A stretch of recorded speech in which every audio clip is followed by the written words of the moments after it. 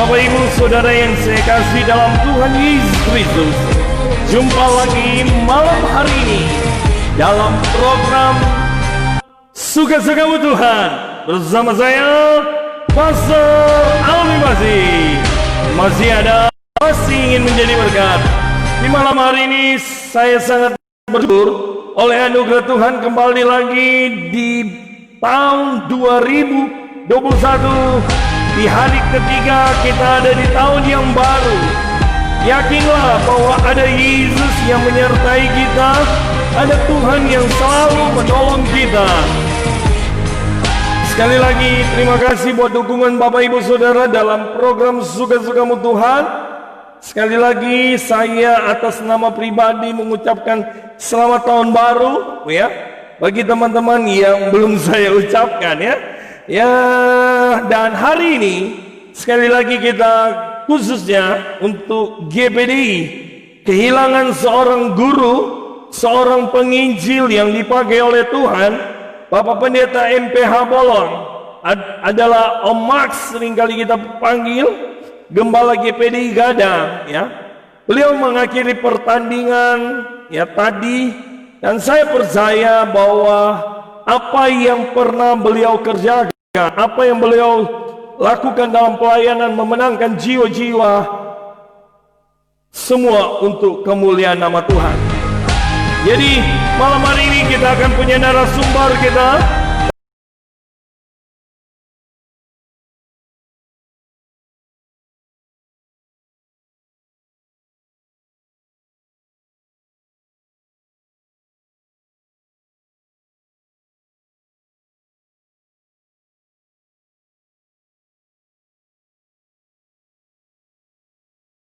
Terbatas yang ada, tapi saya percaya firman Allah tidak pernah terbatas untuk memberkati saya dan saudara. Haleluya. Selamat malam Om. Selamat malam, selamat tahun baru 2021. Tuhan Yesus memberkati. Puji Tuhan, terima kasih Om. Selamat tahun baru. Salam buat Tante Joyce, anak-anak, cucu yang ada, Jemaat GPDI Parung Panjang yang ada. Amin. Terima kasih buat malam hari ini Om, dengan waktu yang ada untuk ada di program yang sederhana, tapi saya percaya kita punya Yesus yang tidak pernah sederhana, yang sanggup memberkati kita lewat hamba-hamba Tuhan. Pada malam hari ini Om Medi akan berbagi kebenaran firman Allah di awal tahun 2021 ya. Saya percaya Bapak Ibu Saudara dimanapun berada, siapkan hati kita, nikmati hadirat Tuhan.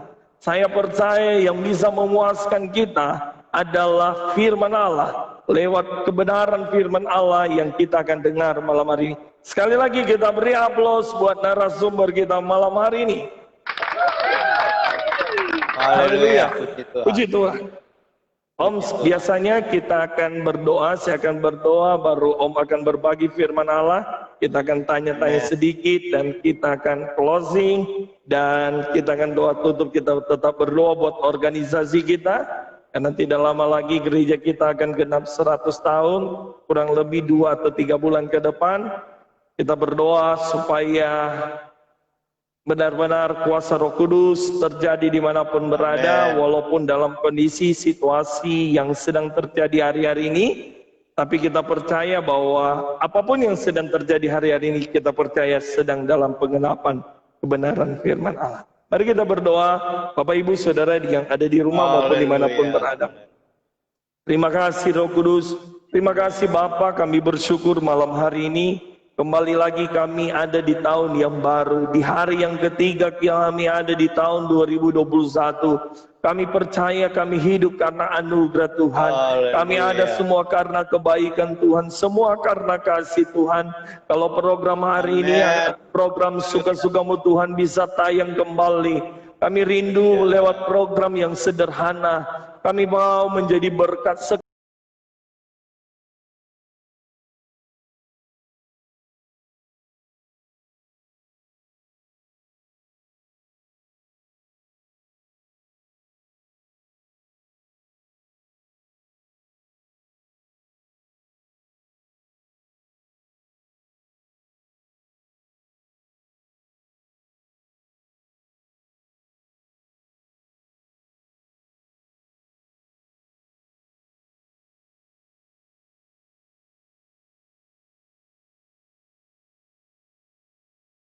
Amen. yang Puji akan Tuhan. berbagi ada pesan Tuhan yang Tuhan beri buat kita malam hari ini.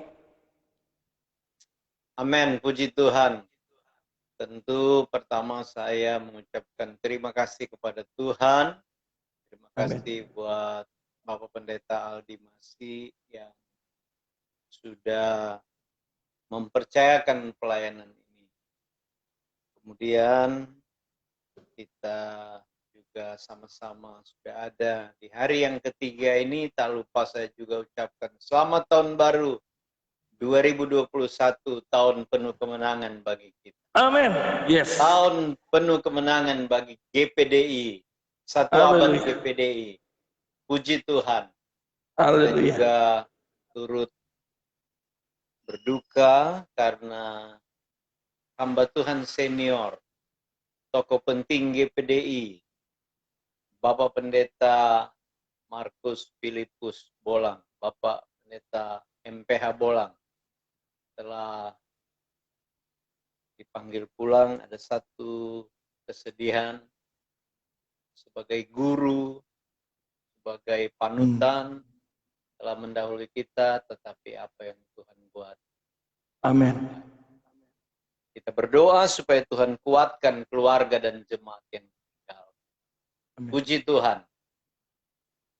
Tadi Pastor Aldi sempat sampaikan beberapa kali bahwa ini adalah satu wadah yang sederhana, wadah yang kecil, tetapi hal-hal seperti itulah mengawali pekerjaan Tuhan yang luar biasa. Saya percaya bahwa setiap wadah yang Tuhan persiapkan semua tidak kebetulan, walaupun mulai melewati proses-proses yang ya kadang-kadang tidak enak, kadang-kadang membuat hati ciut juga, tetapi percayalah, kalau Tuhan izinkan, semua berdasarkan kekuatan Tuhan, Tuhan akan tolong. Pasti jadi berkat dan diberkati.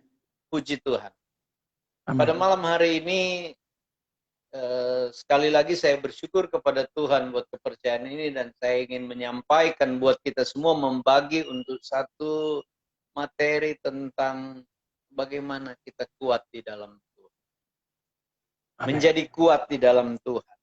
Saya percaya menjadi kuat ini semua menjadi kerinduan gereja.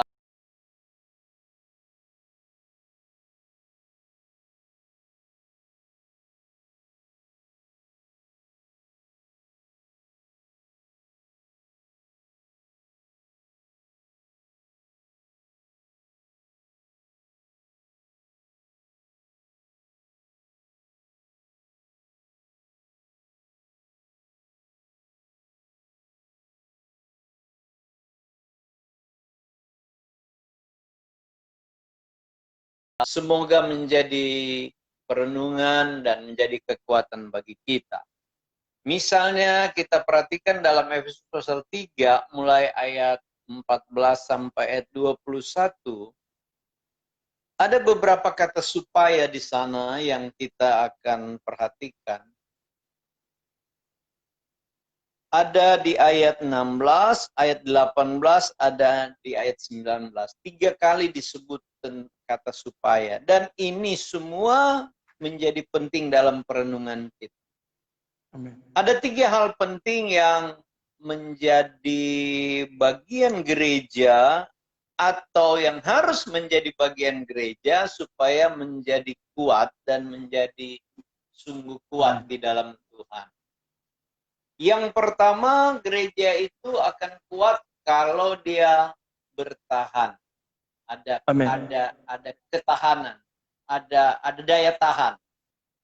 Bertahan dalam ayat 14 sampai 21 disebut dalam doa Paulus, itulah sebabnya aku sujud kepada Bapa. Ayat 15, yang daripadanya semua turunan yang ada di dalam sorga dan di atas bumi menerima namanya. Aku berdoa supaya ia menurut kekayaan kemuliaannya menguatkan dan meneguhkan kamu oleh rohnya di dalam batin. Jadi yang pertama ini saya catat, kita harus bertahan bertahan di dalam kebenaran, dan Amin. Tuhan akan memberi kekuatan. Persoalan demi persoalan yang terjadi hari-hari ini tentu seimbang dengan hebatnya pertolongan Tuhan. Semakin hebatnya pandemi, semakin luar biasanya pertolongan Tuhan bagi orang yang sungguh-sungguh di dalam Tuhan. Artinya dapat dibayangkan kalau pandemi ini bertambah, lalu gereja menurun secara rohani. Jadi apa? Jadi kita harus menikmati kekuatan Tuhan dan terus berharap kekuatan Tuhan itu, dan sekali lagi itu berbicara seimbang. Oleh sebab itu yang pertama ini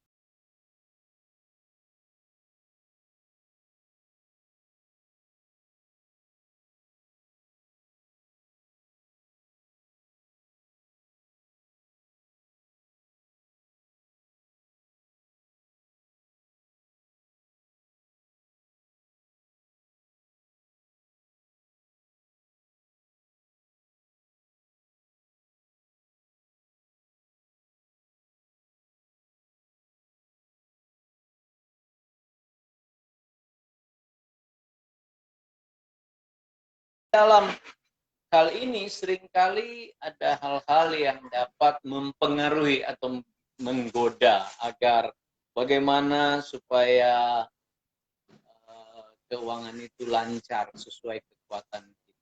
Nah, di sini kita harus bertahan untuk walaupun hidup sederhana, sedikit demi sedikit, yang penting Tuhan pelihara, itu jauh lebih baik daripada semua ada banyak rekening di bank lalu menumpuk. Kita juga prihatin ya dengan ada menteri yang kaya sebetulnya, tapi mau kaya lagi tidak bertahan dalam kebenaran, akhirnya ya kita tahu proses hukum harus dilewati.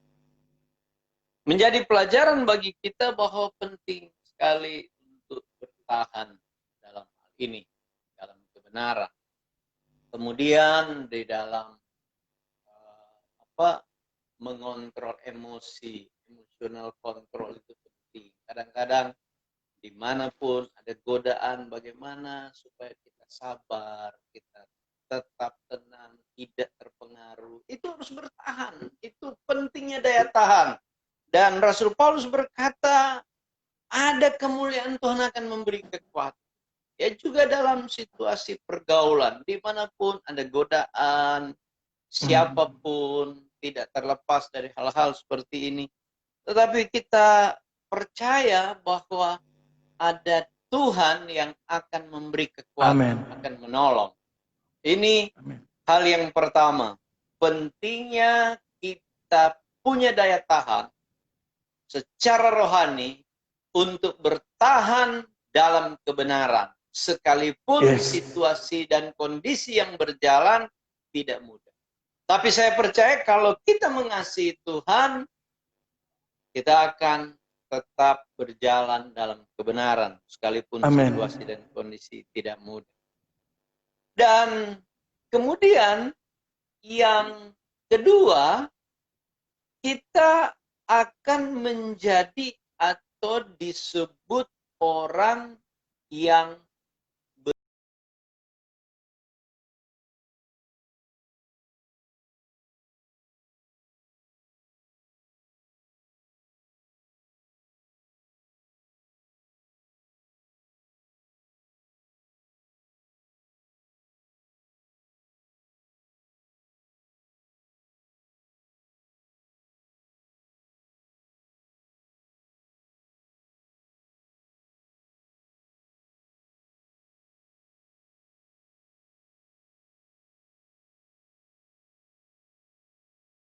hasil dari kebenaran. Ada buah-buah kebenaran. Rasul Paulus pernah menulis surat di Filipi yang dia inginkan adalah buah dari kehidupan rohani mereka.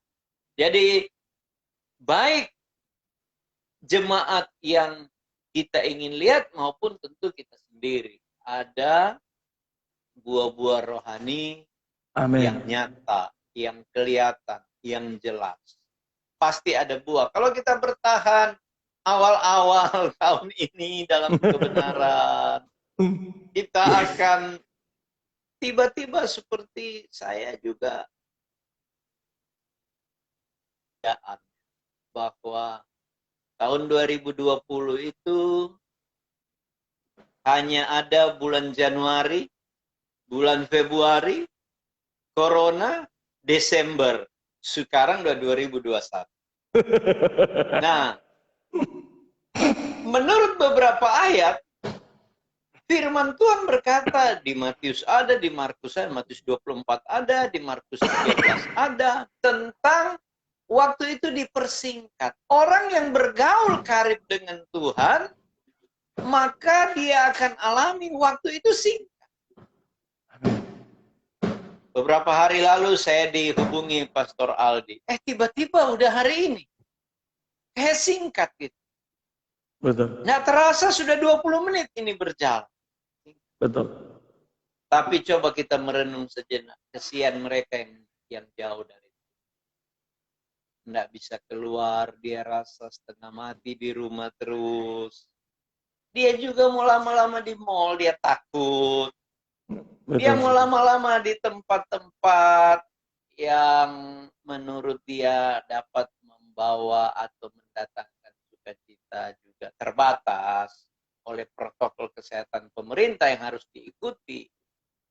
Jadi waktu itu seolah-olah lama banget. Nah itu yang tadi saya katakan, susah sekali akan bertahan dalam kebenaran, dalam keuangan, dan emosional kontrolnya. Oleh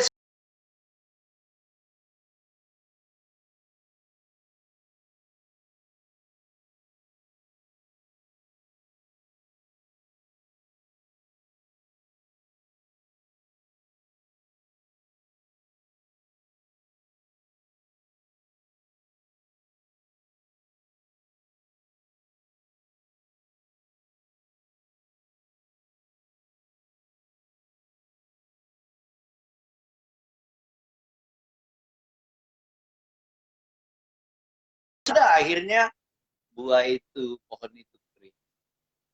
Nah sekarang ketika barangkali seperti Pastor Aldi katakan, ini wadah yang sederhana, ini wadah yang kecil, tapi siapa tahu dan saya yakin ini subur di mata Tuhan.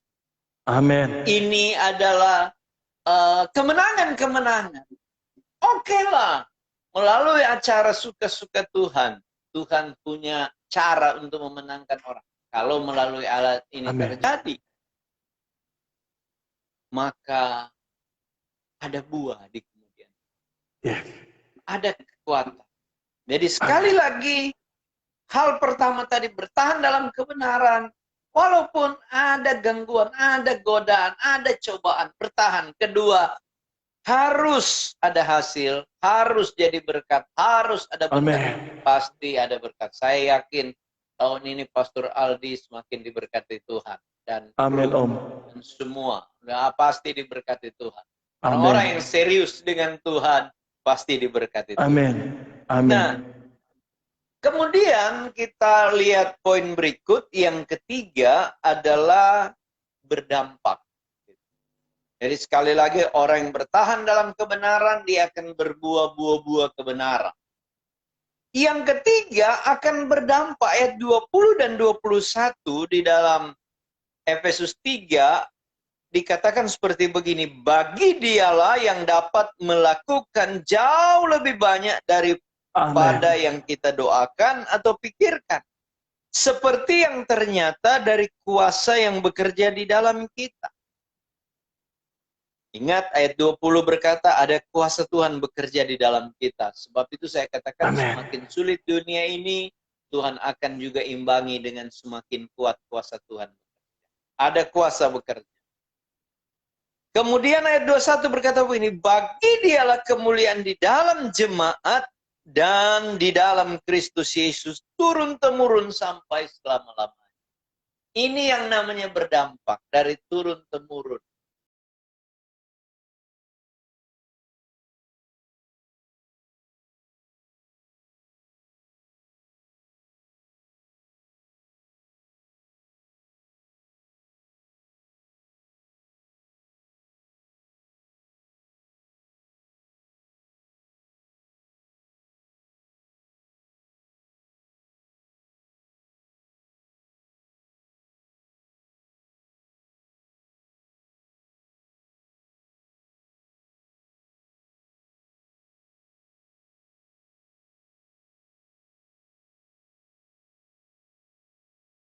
Om dari Pastor Aldi, Pendeta Denny Tololi, yang karena teman akrab, saya tahu kadang-kadang bagaimana orang tua mengutamakan gereja daripada anak-anak. Bagaimana kesulitan-kesulitan waktu itu, seolah-olah anak-anak ya dinomor duakan, pelayanan diutamakan. Saya ingat kalau panen padi, padinya dijual untuk gereja, anak-anak kadang-kadang ya apa adanya di rumah. Ada satu situasi ya, karena saya dengan Pendeta Denny juga dekat, bagaimana perasaannya melihat itu.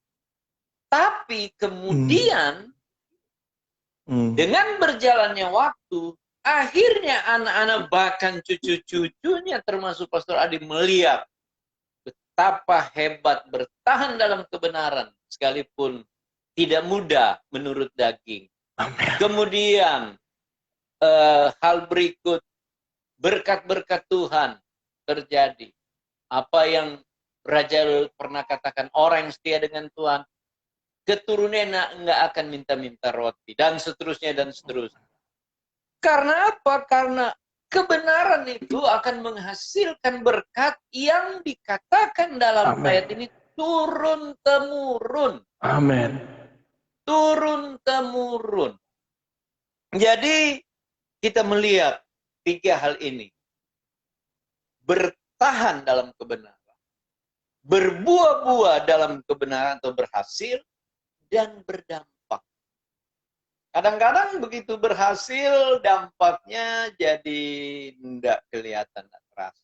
Tapi kita harus juga berdampak supaya gereja dapat menikmati kebenaran itu. Karena apa? Kita melihat seringkali banyak pernyataan, statement, banyak hal-hal, banyak kalimat yang muncul bahwa Yesus sanggup menolong.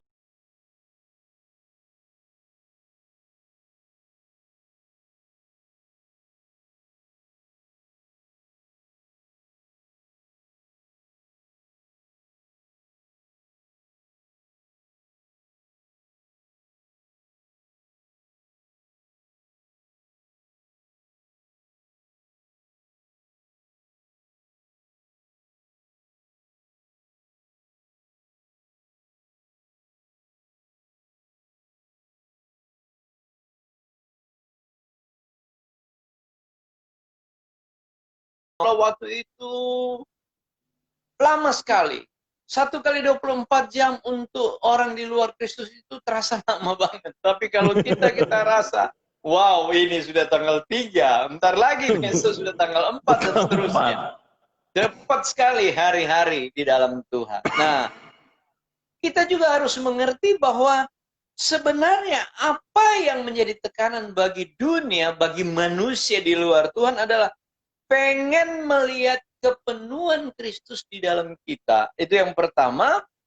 Dan setelah kita lakukan tiga hal tadi, bertahan dalam kebenaran, berbuah-buah dalam kebenaran, berdampak dalam kebenaran, maka itu akan mencerminkan suatu kodrat ilahi, alahi. Artinya sifat-sifat Tuhan dalam hidup gereja akan terlihat. Tidak bisa ditutupi. Karena terang di dalam gereja itu harusnya. Disinilah kita buka jalan dan kesempatan. Artinya bukan hanya berkat berdampak bagi kita, keturunan-keturunan ke depan, bagi gereja itu sendiri. Tetapi bagi yang lain juga, berdampak juga bagi orang lain. Amin. Supaya lewat pelayanan demi pelayanan, lewat kehidupan jemaat yang dibangun dengan katakanlah tidak mudah oleh gembala-gembala, oleh pelayan-pelayan Tuhan, oleh tim pelayan di gereja-gereja lokal, maka akan memunculkan sifat-sifat Tuhan dimanapun berada. Sehingga, wow, luar biasa. Tadi ada sedikit rasa duka ketika mengetahui berita dipanggil pulangnya Om Bolang. waktu kesedihan, bagaimana saya katakan kepada istri, ini hamba Tuhan yang diurapi setelah orang tua rohani di Cianjur meninggalkan kita, bukan yang lain juga, karena cukup banyak di tahun 2020 yang meninggalkan kita, tetapi ada hal-hal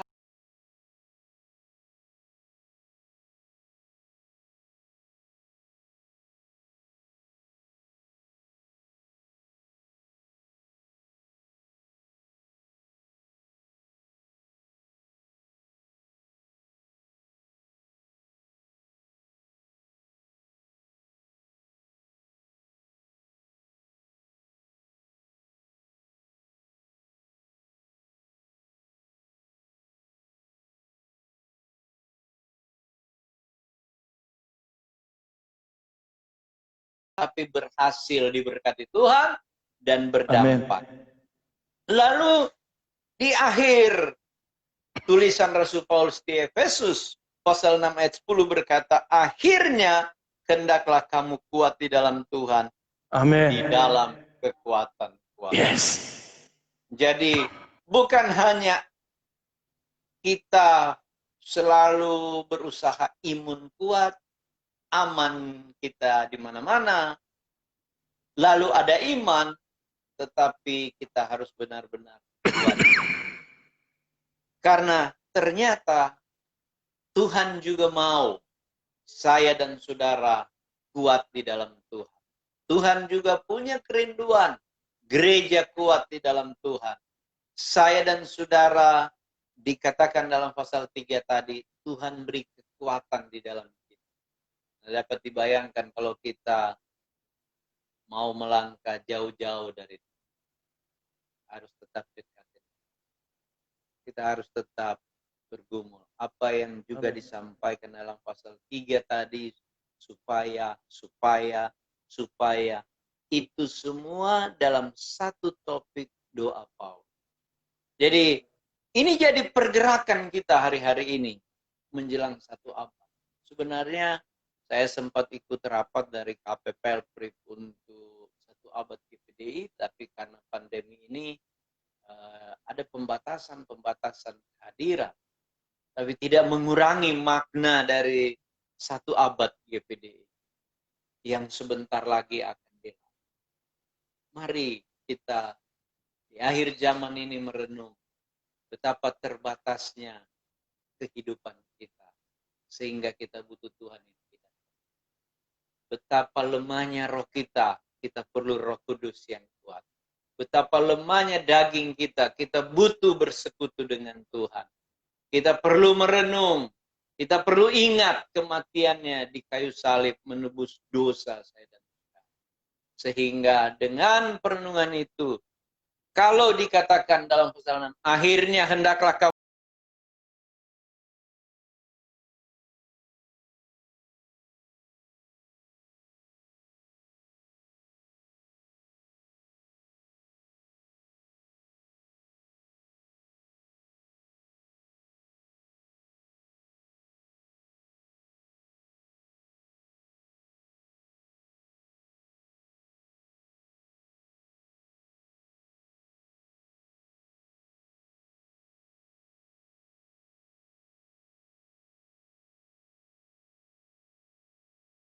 apa lewat. Tidak lagi kita terpengaruh dengan sifat kehidupan orang lain seperti apa. Tapi hubungan kita dengan Tuhan, ingat, Amin. Dunia sedang memperhatikan kehidupan Yesus di tengah-tengah kita. Sifat-sifat Yesus, kodrat ini yang perlu kita hidupkan hari-hari ini. Kemudian yang kedua, cuci tangan. Cuci tangan itu bicara apa yang kita kerjakan. Apa yang kita kerjakan harus tambah hari, tambah bersih. Kemudian jaga jarak. Dalam kehidupan daging ini, kita harus jaga jarak satu dengan yang lain sesuai protokol kesehatan pemerintah. Tapi ingat, persekutuan di antara kita harus semakin kuat. Amin. Saling mendoakan di tengah-tengah pelayanan itu semakin kuat. Yes. Dan saya percaya, sekalipun diulang-ulang bahwa ini wadah yang sederhana, Tapi saya yakin ini wadah yang tidak kebetulan Tuhan pakai di akhir zaman. Tuhan memberkati Pastor Aldi, suami istri dan anak-anak, dan semua yang terlibat dalam pelayanan suka-sukamu Tuhan. Pasti ada satu kerinduan. Tuhan akan kerjakan melalui acara ini, melalui wadah ini. Ada orang-orang yang dijangkau untuk kemuliaan nama Tuhan. Ada orang-orang yang dijangkau untuk keselamatan. Ada orang-orang yang dijangkau untuk menerima berkat Tuhan. Tuhan Yesus memberkati dengan limpah. Puji Tuhan. Wow. Haleluya. Wow, luar biasa malam hari ini kebenaran firman Allah. Saya percaya malam hari ini firman Allah yang datang di tahun 2021, bagaimana kita harus kuat, ya. Bagaimana kita harus kuat, ya. Karena memang situasi hari-hari ini di tahun 2021 yang baru 3 hari kita lewati dengan penuh dengan tanda tanya. Tapi saya percaya Bapak Ibu dimanapun lewat kebenaran firman Allah memberikan satu keyakinan kita